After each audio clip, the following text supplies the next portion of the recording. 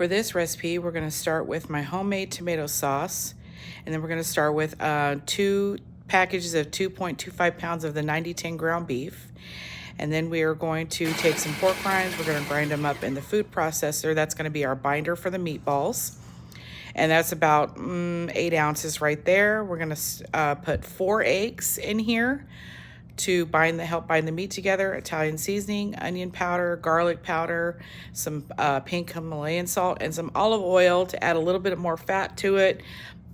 And then I had a little bit of Italian and Parmesan, the shredded Parmesan cheese. I threw that in there along with some grated Parmesan cheese. And you're just gonna mix it well with your hands. And this is a cookie scoop. Who knew a cookie scoop would be so great for making the perfect size meatballs? So I took those, I rolled them up, made them about 2.5 inch meatballs, made 32 total.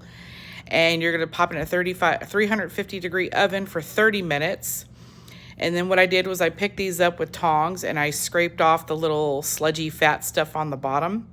I poured some of the sauce into the bottom of the baking dish, put all the meatballs on top, poured the rest of the sauce on top of the meatballs, and then I covered that with mozzarella cheese and some dried parsley flakes. And we're gonna pop that in the oven for another 30 minutes at 350, and it's just to heat everything up and melt the cheese. And the rest of the meatballs are gonna go in hubby's lunch, so it worked out perfect.